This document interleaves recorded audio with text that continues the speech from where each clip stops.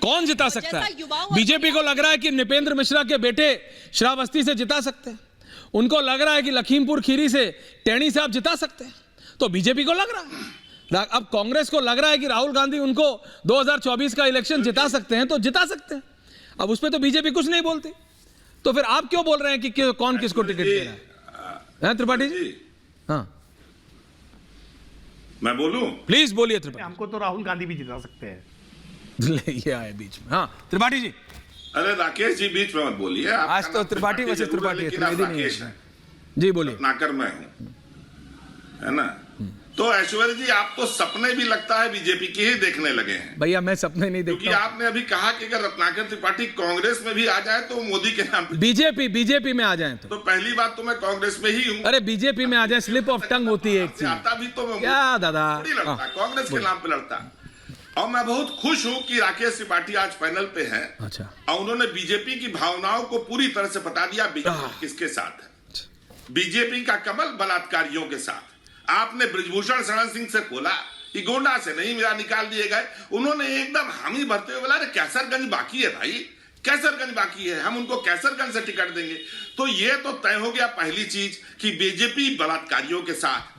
उसके बाद देखिए परिवारवाद का आरोप हमारे ऊपर लगता है। नृपेंद्र मिश्रा राज्य मंत्री हैं, उनके पुत्र साकेत मिश्रा जो अभी साल भर पहले भी नहीं एमएलसी हुए थे, उन्हें आपने सांसद का टिकट दे दिया। और नृपेंद्र मिश्रा कौन है? वो जिन्होंने कोठारी बंधुओं सहित सबकी हत्या करवाई कमांड सेंटर में बैठ के। जब अखबारों ने छापा कि सरयू खून से लाल हो गई, तो आप राम भक्तों के हत्यारों को देते हैं। उसके बाद क्या करते हैं? आप अजय मिश्रा टेढ़ी को देते हैं, जिसके यहां से जो आरोपी है कि उनके पुत्र और वो जिन्होंने किसानों को मार डाला, जिन्होंने थप्पड़ और घूंसा मारा पत्रकारों को, तो चौथे स्तंभ के हत्यारे और किसानों के हत्यारों को टिकट देते हैं आप। तो आप तो ये तय हो गया कि आप सिर्फ बलात्कारियों और हत्यारियों के साथ है। इसके बाद ऐश्वर्या जी विनिबिलिटी फैक्टर की बात आती है। तो विनिबिलिटी फैक्टर क्या है? आप देखिए आपने क्या किया, आपने एक असेसमेंट किया, सर्वे किया, आप मतलब बीजेपी के हिसाब से, मेरे हिसाब से नहीं, आपके बयान के हिसाब से आपने देखा कौन लोग अब जीत नहीं पाएंगे, किसका परफॉर्मेंस ठीक नहीं है। अरे अब इन्हें दोबारा देंगे तो जनता हरा देगी। तो अंग्रेजी की वो कहावत है ना कि old wine in new bottle. तो आपने भाजपा का पानी डाला और बोतल बदल दी। अब आप यहां से ये रहेंगे। और मुझे बताइए कैसा विनिबिलिटी फैक्टर? अगर नरेंद्र मोदी की गारंटी है तो विनिबिलिटी कैसी? और अगर विनिबिलिटी फैक्टर पे दिए जा रहे हैं टिकट तो मोदी की गारंटी कैसी?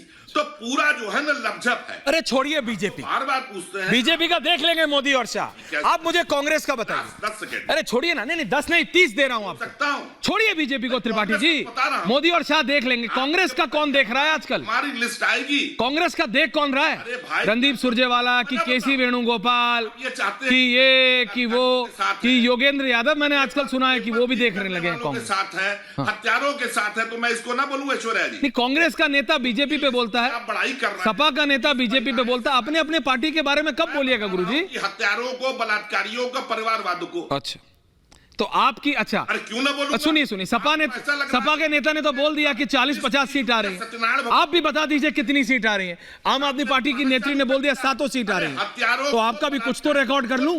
हाँ त्रिपाठी जी कितनी सीट आ रही है कांग्रेस की? कर रहे हैं रत्नाकर त्रिपाठी ऑन रिकॉर्ड।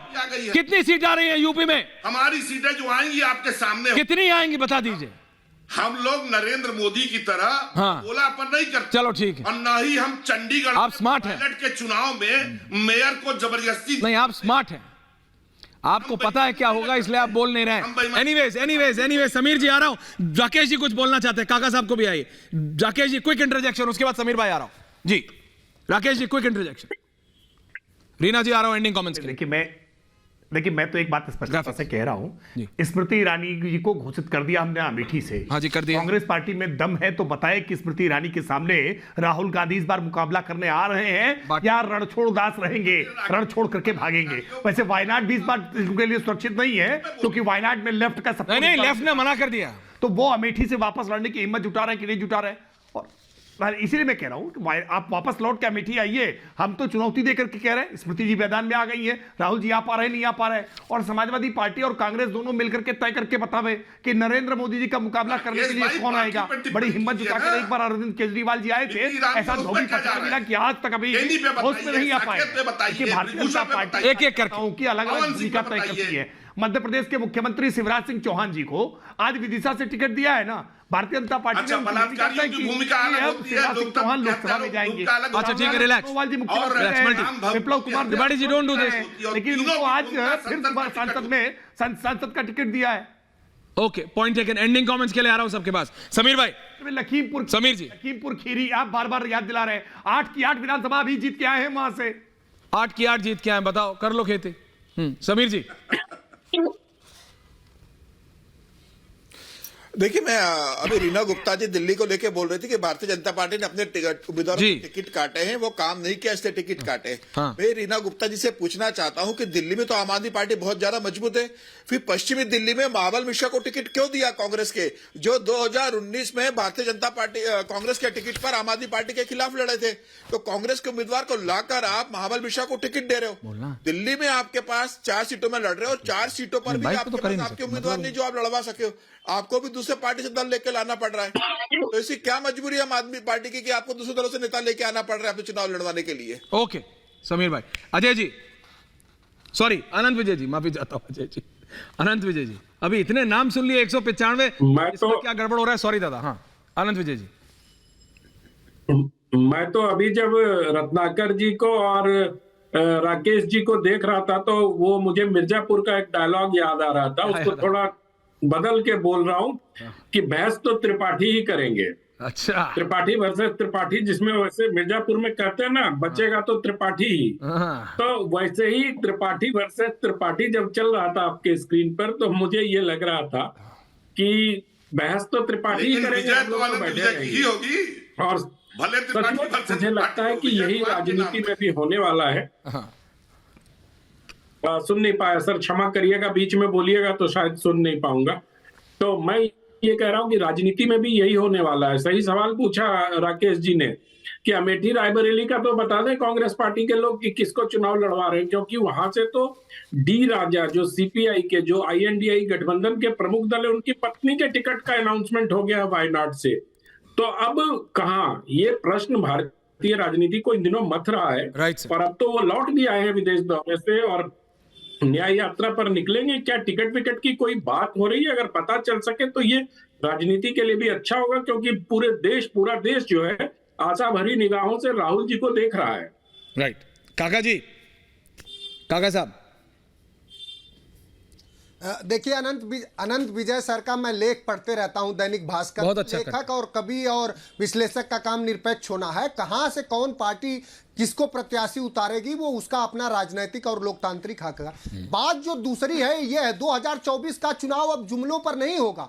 अब 2024 के चुनाव में हर बूथ पर मोदी नहीं लड़ेंगे। उत्तर प्रदेश में बेरोजगार लड़ेगा, जो 60 लाख लोग जो पुलिस भर्ती में, 11 लाख लोग जो आरओ में जो जिनके साथ धोखा हुआ, जिनका पेपर लीक हुआ, वो महिला माता बहन लड़ेगी, वो दलित लड़ेगा जिसके बहन को हाथरस में फूंक दिया गया, वो किसान लड़ेगा जिसके 700 लोगों को शहीद कर दिया गया, वो सैनिक लड़ेंगे जिनकी 1 रैंक 1 पेंशन नहीं हुई, वो बेरोजगार लड़ेगा जो आकंठ बेरोजगारी में दबा हुआ है। तो उत्तर प्रदेश समेत पूरे देश पर और भारतीय जनता पार्टी का जुमला नहीं चलेगा। अब लोग भारतीय जनता पार्टी और